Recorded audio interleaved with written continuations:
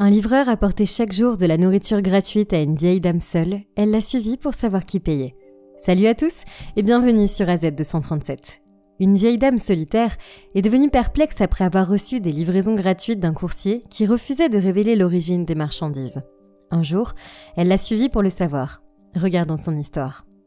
Evelyne était une femme seule de 72 ans. Elle n'avait pas de famille à proximité et était veuve.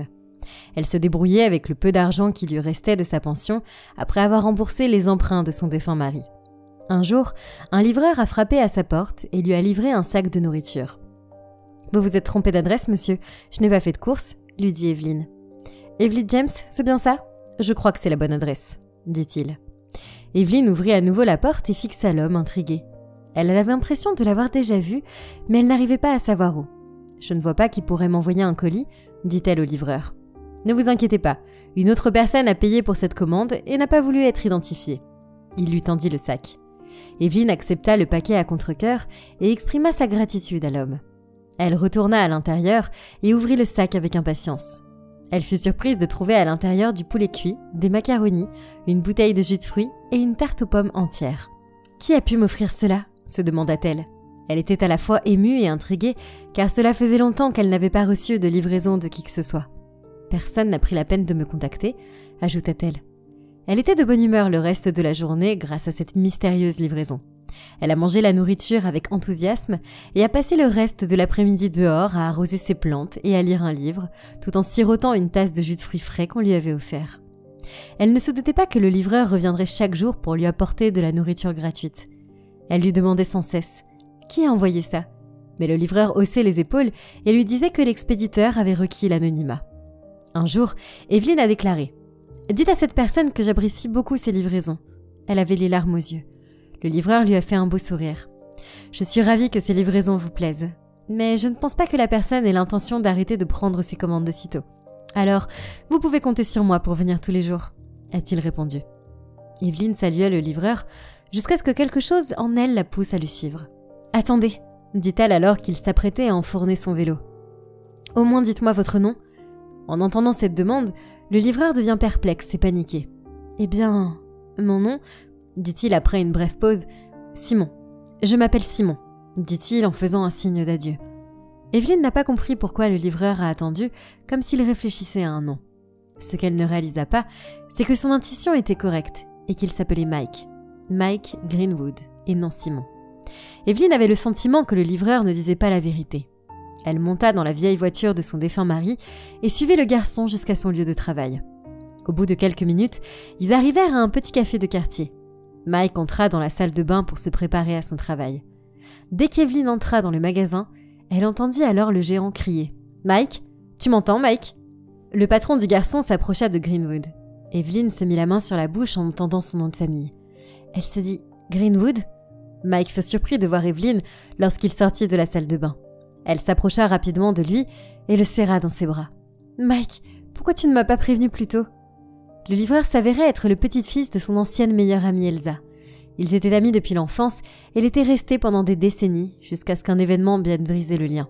« Je suis désolée, grand-mère Evelyne, » regretta Mike. « J'avais peur de te dire la vérité parce que je pensais que tu méprisais grand-mère Elsa après ce qui t'est arrivé il y a 2 ans, » expliqua-t-il. Après que ses parents l'aient abandonné et aient rompu tout contact avec la famille, Mike a été élevé par sa grand-mère Elsa. Elle le confiait à Evelyne lorsqu'elle était au travail. Jusqu'à l'âge de 9 ans, Mike passait tous ses jours chez Evelyne. Evelyne et Elsa se disputaient vivement lorsqu'Elsa a accusé Evelyne de flirter avec son mari. « Pourquoi te ferais-je une chose pareille ? Tu es mon amie la plus proche !» lui a dit Evelyne à propos de la confrontation de ce jour-là. « Pourquoi as-tu fait une chose pareille ? Tu étais censée être ma meilleure amie !» s'écria Elsa. Elsa ne voulait rien entendre, même si Evelyne essayait de la convaincre qu'elle ne flirtait pas avec son conjoint et qu'elle était dévouée au sien. Ce jour-là marqua la fin de leur amitié. Evelyne était dévastée par leur désaccord. Elle ne voyait pas comment Elsa pouvait penser qu'elle flirte avec son mari alors qu'elle était elle-même mariée. Evelyne adorait son mari et ne ferait jamais rien qui puisse compromettre leur relation. Bien qu'il n'ait jamais eu d'enfant, elle était restée à ses côtés tout au long des années et ils étaient les meilleurs amis du monde, considérant leur mariage comme une aventure. Au bout d'une décennie, Evelyne apprit par la rubrique nécrologie locale qu'Elsa était décédée des suites d'une maladie grave. Elle lui rendit hommage à distance, se tenant à quelques mètres du cortège funéraire, car elle ne voulait pas causer d'ennui. Son seul regret était de ne pas avoir fait plus d'efforts pour leur amitié. Elle a dû vivre le reste de sa vie en sachant qu'Elsa n'a jamais su la vérité et que leur relation n'a jamais été ravivée. La rencontre fortuite d'Evelyn et Mike a été une bénédiction déguisée, car elle ne s'attendait pas à le revoir. Ce jour-là, elle s'est attardée au café jusqu'à la fin du service afin qu'ils puissent dîner ensemble et discuter. Evelyn observait avec joie le travail de Michael qui recevait des clients et prenait des commandes. Elle n'arrivait pas à croire que le petit garçon qu'elle avait aidé à élever était devenu un jeune homme responsable et assidu. Alors qu'elle l'observait, le directeur s'est approché d'elle et s'est assis en face d'elle, lui apportant une part de gâteau et une tasse de café bien chaude.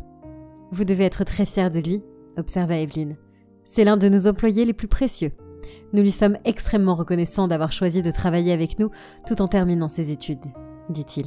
« Je suis très fière de lui », ajouta Evelyn. Evelyn fut invitée à rester jusqu'à la fin du service de Mike pour qu'ils puissent dîner ensemble. « C'est tout à fait gratuit, ne vous inquiétez pas. C'est le moins que nous puissions faire pour l'un de nos meilleurs collègues. » Le directeur leur offrit un grand dîner à la fin de la soirée. On leur servit les meilleures spécialités du café qu'ils dévorèrent en bavardant. « Comment as-tu découvert où j'habitais » demanda Evelyn à Mike. « Je n'ai jamais pu dire à Elsa où j'avais déménagé. » Il déclara qu'un jour, alors que j'effectuais une livraison pour ton voisin, je t'ai reconnu alors que tu rentrais dans ta maison. Je crois que tu venais d'arroser tes plantes. Je ne t'avais pas vu depuis près de 10 ans et j'avais oublié à quel point tu me manquais, a-t-il avoué. J'ai supposé que tu étais toujours furieuse, alors j'ai décidé de m'occuper de toi en privé, en me faisant passer pour un livreur au hasard. Je suis surprise que tu te souviennes de qui je suis vraiment, dit-elle. Mike éclate de rire. J'avais peur que tu refuses mon aide si tu le découvrais. Evelyn était submergée par l'émotion. Je ne pourrais jamais être en colère contre toi ou ta grand-mère Elsa. Elle me manque terriblement et il n'y a pas beaucoup de jours où je ne souhaite pas que notre amitié ne soit jamais terminée. Ma grand-mère Elsa a toujours eu du tempérament, dit Mike, en acquiesçant et en s'excusant au nom de sa défunte grand-mère. Il lui adressa un sourire amical. Je suis désolée qu'elle ait laissé sa fierté interférer dans votre amitié. Ça n'avait pas à se terminer ainsi. Mais il est trop tard pour qu'elle fasse amende honorable. Evelyn acquiesça. Ce n'est pas grave. Il y a longtemps que j'ai pardonné à Elsa. J'espère qu'elle rayonne de là-haut en nous revoyant tous les deux. Depuis ce jour, Mike s'occupait publiquement d'Evelyn. Il lui livrait ses courses hebdomadaires et passait les week-ends avec elle, dormant chez elle et l'aidant à faire ses courses. Il rattrapa le temps perdu à la fin de chaque journée en échangeant des histoires et en regardant la télévision ensemble. Mike était un jeune homme autonome qui vivait seul dans un appartement près de son école. À la mort de ses deux grands-parents, il a été contraint de vivre seul et de gagner sa vie, sachant que la richesse d'Elsa ne durait pas éternellement.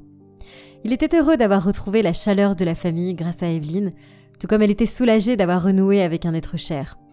Elle a été la seule famille de Mike lorsqu'il a obtenu son diplôme et l'a regardé avec joie monter sur l'estrade pour l'obtenir. Dès la fin de ses études, il a obtenu un poste fantastique pour une entreprise de premier plan, ce qui lui a permis de gagner beaucoup d'argent. Des années plus tard, lorsqu'Evelyn et lui se sont rendus compte que le café où il avait travaillé était en vente, Mike a décidé de l'acheter. Il l'a restauré entièrement et l'a rebaptisé Elsa and Evelyn's Café. Il a fini par gérer l'entreprise jusqu'à sa retraite et l'a transmise à ses enfants. Quelle est votre opinion au sujet de cette histoire ? Dites-le nous dans les commentaires. Merci d'avoir regardé la vidéo, surtout n'oubliez pas de la liker et de la partager autour de vous. À très bientôt sur AZ237.